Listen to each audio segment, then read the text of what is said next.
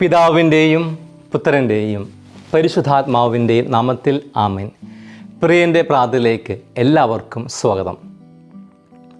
സാമൂഹിക സൗഹാർദ്ദത്തിനും സാംസ്കാരിക പൈതൃകത്തിനും പേരുകേട്ട നമ്മുടെ കേരളം ഇന്ന് ചില വെല്ലുവിളികളെ നേരിട്ടുകൊണ്ടിരിക്കുകയാണ്.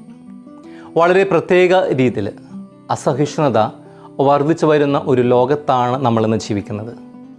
അതിവേഗ വിധികളുടെയും തൽക്ഷണ പ്രതികരണങ്ങളുടെയും ഒരു കാലഘട്ടത്തിൽ കൊച്ചു കാര്യങ്ങൾക്ക് വേണ്ടിയാണെന്ന് പലരും വഴക്കുണ്ടാക്കുന്നത്. ക്ഷമിക്കുവാനോ വിട്ടുവീഴ്ച ചെയ്യുവാനോ പൊറുക്കുവാനോ പലരും തയ്യാറല്ല. സൈബർ ലോകത്തെ ചെറിയ തർക്കങ്ങൾ പോലും കൗമാരക്കാരിൽ എത്രത്തോളം അസഹിഷ്ണുതയും അക്രമ വാസനയും വളർത്തുന്നു എന്നതിൻ്റെ ഉദാഹരണമാണ് ഈ കഴിഞ്ഞ ദിവസം തിരുവനന്തപുരം നഗരൂർ കൊടുവള്ളൂർ ഹയർ സെക്കൻഡറി സ്കൂളിൽ സംഭവിച്ചത്. സോഷ്യൽ മീഡിയ ഗ്രൂപ്പുകളിലെ ചിത്രങ്ങൾ പോസ്റ്റ് ചെയ്തുമായിട്ട് ബന്ധപ്പെട്ട തർക്കത്തെ തുടർന്ന് +1, +2 വിദ്യാർത്ഥികൾ തമ്മിലടിച്ച ദൃശ്യങ്ങൾ മാധ്യമങ്ങൾ റിപ്പോർട്ട് ചെയ്യുകയുണ്ടായി. ഒരു വിദ്യാർത്ഥിയെ മറ്റൊരു വിദ്യാർത്ഥി ക്രൂരമായിട്ട് ശ്വാസം മുട്ടിക്കുവാൻ ശ്രമിക്കുന്നതും റാഗിങ്ങിന് ഇരയാക്കുന്നതും ഉൾപ്പെടെയുള്ള ദൃശ്യങ്ങളാണ് പുറത്തു വന്നത്. അക്ഷമയുടെ മറ്റൊരു ഉദാഹരണമാണ് ഈ കഴിഞ്ഞ ദിവസം റിപ്പോർട്ട് ചെയ്തത്. വിവാഹ വിരുന്നിനിടയിൽ അരങ്ങേറിയ കൂട്ടത്തല്ല്. വധുവിൻ്റെ വീട്ടുകാർക്ക് ഐസ്ക്രീം നൽകാത്തതിനെ തുടർന്നുള്ള തർക്കമാണ് സംഘർഷത്തിൽ കലാശിച്ചത്. പത്തനംതിട്ട അടൂർ പോലീസ് സ്റ്റേഷന് പുറത്തു വെച്ച് യൂട്യൂബർമാർക്ക് നേരെയുള്ള 20ഓളം പേരടങ്ങുന്ന ആൾക്കൂട്ടം ക്രൂരമായിട്ടുള്ള ഒരു മർദ്ദനം അയച്ചുവിട്ടതായിട്ട് മാധ്യമങ്ങൾ റിപ്പോർട്ട് ചെയ്യുകയുണ്ടായി.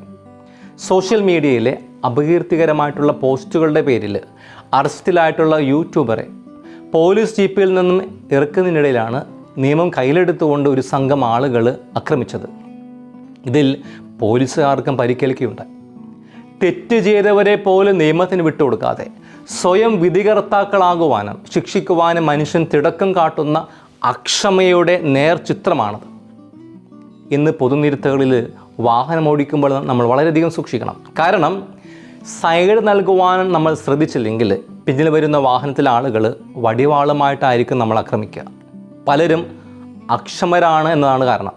ഇത്തരത്തിലുള്ള നിരവധി അക്രമ സംഭവങ്ങൾ കേരളത്തിൽ കഴിഞ്ഞ നാളുകളിൽ റിപ്പോർട്ട് ചെയ്യുകയുണ്ടായി. ഇത്തരം അക്ഷമയുടെ ഒരു ലോകത്ത് ഇന്നത്തെ തിരുവചനങ്ങൾ നമ്മളെ പരിചയപ്പെടുത്തുന്നത് തികച്ചും വ്യത്യസ്തനായിട്ടുള്ള ഒരു ദൈവത്തെയാണ്. ശിക്ഷിക്കുവാനായിട്ട് തിടക്കും കൂട്ടാത്ത, മറിച്ച് മാനസാന്തരത്തിനായിട്ട് കാത്തിരിക്കുന്ന കാരുണ്യവാനായ ദൈവത്തെ, സഹിഷ്ണുതയുള്ള ഒരു ദൈവത്തെ, ക്ഷമയുള്ള ഒരു ദൈവത്തെയാണ്. ഒന്നാമതായിട്ട് ഈ ദൈവത്തിൻ്റെ സ്വഭാവ സവിശേഷത വെളിപ്പെട്ട് കിട്ടുന്നതാണ് ഇന്നത്തെ ഒന്നാം വായനയിൽ. നമ്മൾ ഇപ്രകാരം ഇന്നത്തെ ഒന്നാമത്തെ വായനയിൽ ജ്ഞാനത്തിൻ്റെ പുസ്തകത്തിൽ വായിച്ചു കേൾക്കുകയാണ്. അങ്ങല്ലാതെ എല്ലാവരോടും കരുണ കാണിക്കുന്ന മറ്റൊരു ദൈവമില്ല. അങ്ങേ വിധി നീതിപൂർവകമാണെന്ന്. സർവശക്തനായ അങ്ങ് മൃദുലമായിട്ടുള്ള ശിക്ഷ നൽകുന്നു. വലിയ സഹിഷ്ണുതയോടെ ഞങ്ങളെ ഭരിക്കുന്നു. ദൈവത്തിൻ്റെ വലിയ ക്ഷമയും കരുണയും നീതിയും സഹിഷ്ണുതയും ദയയും എല്ലാം വളരെ മനോഹരമായിട്ട് ഇവിടെ പ്രതിപാദിക്കുകയാണ്.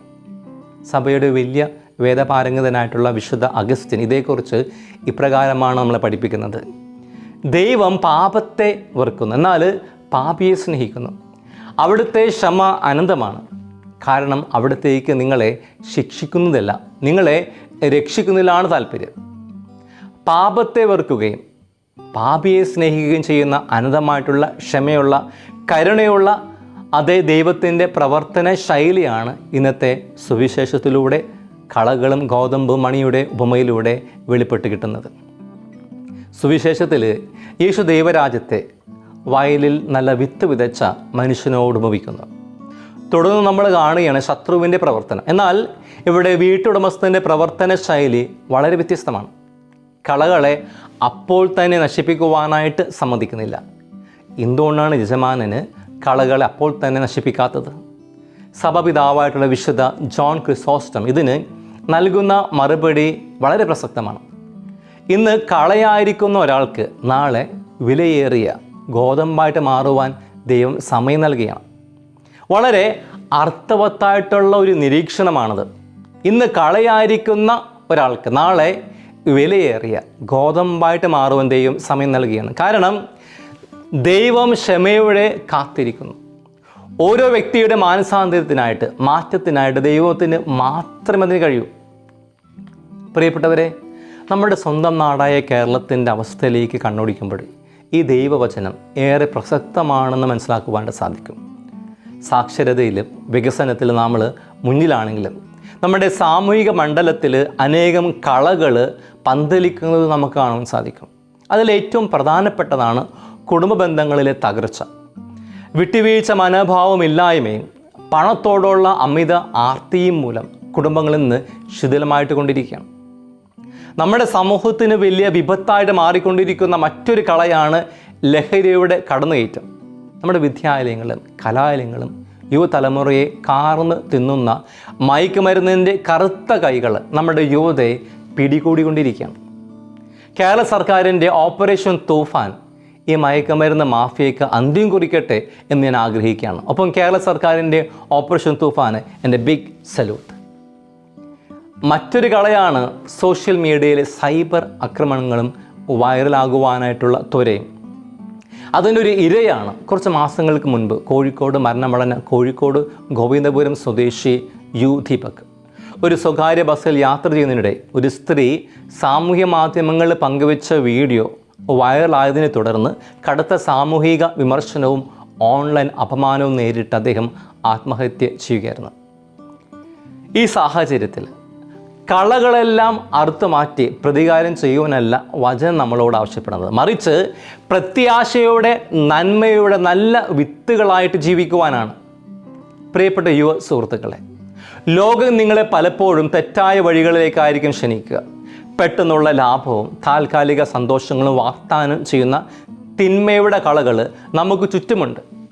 ഫ്രാൻസിസ് പാപ്പ ക്രിസ്തു സുവിവിത്ത്, ക്രിസ്തു ജീവിക്കുന്നു എന്ന തൻ്റെ അപ്പോസ്തലിക പ്രബോധനത്തിൽ നിങ്ങളെക്കുറിച്ച് ഇപ്രകാരമാണ് പറയുന്നത്: യുവത്വം എന്നാൽ വെറുതെ ജീവിച്ചു തീർക്കുവാനുള്ളതല്ല, മറിച്ച് വലിയ കാര്യങ്ങൾക്കായിട്ട് ദൈവത്തിന് സമർപ്പിക്കേണ്ട പ്രായമാണ്. നിങ്ങൾ സഭയുടെ ഭാവിയല്ല, സഭയുടെ ഇന്നാണ്, ദ നൗ ഓഫ് ഗോഡ്. ആധുനിക കാലഘട്ടത്തിലെ യുവജനങ്ങൾക്ക് വലിയ മാതൃകയാണ് ന്യൂജൻ വിശുദ്ധനായിട്ടുള്ള കാർലോ അക്യൂറ്റസ്. കാർലോയുടെ മനോഹരമായിട്ടുള്ള ഒരു വാചകമാണ്: all people are born as originals, but many die as photocopies. എല്ലാ ആളുകളും ഒറിജിനലായിട്ട് ജനിക്കുന്നു, പക്ഷെ പലരും ഫോട്ടോ കോപ്പികളായിട്ട് മരിക്കുന്നു. ഫാഷൻ്റെയോ ലഹരിയുടെയോ സോഷ്യൽ മീഡിയ ട്രെൻഡുകളുടെയോ റീലുകളുടെയോ വെറും കോപ്പികളാകാതെ യേശുവിൻ്റെ സ്നേഹത്തിന് യഥാർത്ഥ ഒറിജിനൽ സാക്ഷികളാകുവാൻ പ്രിയപ്പെട്ട യുവജനങ്ങളെ നിങ്ങൾക്ക് സാധിക്കണം. പ്രിയപ്പെട്ട അപ്പച്ചന്മാർ, അമ്മച്ചമാരെ, മാതാപിതാക്കളെ, നിങ്ങളുടെ മക്കൾ വഴിതെറ്റി പോകുന്നു എന്ന് കണ്ട് നിങ്ങൾ ഹൃദയം തകർന്ന് ജീവിക്കുന്നുണ്ടാകാം. കുടുംബത്തിൽ നന്മ വിതച്ചിട്ടും തിന്മയുടെ കളകൾ വളരുന്നതോർത്ത് നിങ്ങൾ വ്യാകുലപ്പെടുന്നുണ്ടാകും. നിങ്ങൾക്കായി സഭ മുന്നോട്ട് വയ്ക്കുന്ന വലിയ മാതൃകയാണ് വിശുദ്ധ മോനിക്ക. തൻ്റെ മകനായ അഗസ്റ്റിൻ ധാർമ്മിക അധംപതനത്തിലും തത്വശാസ്ത്രങ്ങളും മുഴുകി ജീവിച്ചപ്പോൾ വിശുദ്ധ മോനിക്ക നിരാശപ്പെട്ടില്ല, ദൈവത്തെ പഴിചാരിയില്ല, പ്രാർത്ഥനയിൽ പ്രത്യാശയോടെ കാത്തിരുന്നു. അക്ഷമയോടുള്ള വഴക്കുകളല്ല, പ്രാർത്ഥനയിലൂടെയുള്ള ക്ഷമാപൂർവമായിട്ടുള്ള കാത്തിരിപ്പാണ് മാറ്റങ്ങൾ കൊണ്ടുവരുന്നത്. നീണ്ട 17 വർഷങ്ങളാണ് അവൾ കണ്ണുനീരൊഴുക്കി പ്രാർത്ഥിച്ചത്. ആ കണ്ണുനീരിൻ്റെ ഫലമായിട്ടാണ് സഭ കണ്ട ഏറ്റവും വലിയ വിശുദ്ധയിൽ ഒരാളായിട്ട് വിശുദ്ധ അഗസ്റ്റിൻ മാറിയത്. നമ്മുടെ ജീവിതത്തിൽ പ്രതിസന്ധികളും പ്രലോഭനങ്ങളും കഠിനമാകുമ്പോൾ എങ്ങനെ പ്രാർത്ഥിക്കണമെന്ന് പോലും അറിയാതെ നാം പകച്ചു പോകുമ്പോൾ ഇവിടെയാണ് ഇന്നത്തെ 2ാം വായനയിലൂടെ വിശുദ്ധ പൗലോസ് അപ്പോസ്തലൻ നമുക്ക് വലിയ പ്രത്യാശ പകർന്ന് നൽകുന്നത്. യേശു സുവിശേഷത്തിൻ്റെ അവസാന ഭാഗത്ത് കടുകമണിയുടെയും പുളിമാവിന് ഉപമകൾ പറയുന്നു. വളരെ ചെറിയൊരു കടുകമണി വളർന്ന് വലിയ മരമാകുന്ന പോലെ, ചെറിയൊരു പുളിമാവ് മാവ് മുഴുവൻ പുളിപ്പിക്കുന്നത് പോലെ നമ്മുടെ ചെറിയ നന്മകൾക്ക് വലിയ മാറ്റങ്ങൾ വരുത്തുവാൻ സാധിക്കും. നമുക്ക് ചുറ്റുമുള്ള തിന്മകളെ നോക്കി ഭയപ്പെടുകയോ പരാതിപ്പെടുകയോ ചെയ്യാതെ നാം ആയിരിക്കുന്ന ഇടങ്ങളിൽ സ്നേഹത്തിൻ്റെ കടുകമണികളാകുക. തകർന്ന കുടുംബങ്ങളിൽ സമാധാനത്തിൻ്റെ പുളിമാവായിട്ട് മാറുക. പ്രിയ സഹോദരങ്ങളെ, നമ്മുടെ ഹൃദയങ്ങളിൽ ദൈവത്തിൻ്റെ വചനമാകുന്ന നല്ല വിത്ത് പാകുവാൻ നമുക്ക് സ്വയം വിട്ടുകൊടുക്കാം. ദൈവത്തിൻ്റെ സ്വഭാവ സവിശേഷതകളായിട്ടുള്ള ക്ഷമ, കരുണ, നീതി, ഹൃദയവിശാലത, സഹിഷ്ണുത, ദയ ഇവ പ്രാവർത്തികമാക്കുവാൻ പരിശ്രമിക്കാം. നമ്മിലുള്ള തിന്മയുടെ കളകളെ കുംഭസാരം എന്ന വലിയ കൂദാശയിലൂടെ ദൈവത്തിന് സമർപ്പിച്ച് വിശുദ്ധീകരിക്കാം. പ്രതിസന്ധികളിൽ തളരാതെ, പതറാതെ, പരിശുദ്ധാത്മാവിൻ്റെ ബലത്തിൽ പ്രത്യാശയോടെ നമുക്ക് ജീവിക്കാം. അതിനായിട്ട് ദൈവം നമ്മളെല്ലാവരെയും അനുഗ്രഹിക്കട്ടെ. പിതാവും പുത്രനും പരിശുദ്ധാത്മാവും നിങ്ങളെ അനുഗ്രഹിക്കട്ടെ. ഈശോ മിശിഹായ്ക്ക് സ്തുതിയായിരിക്കട്ടെ.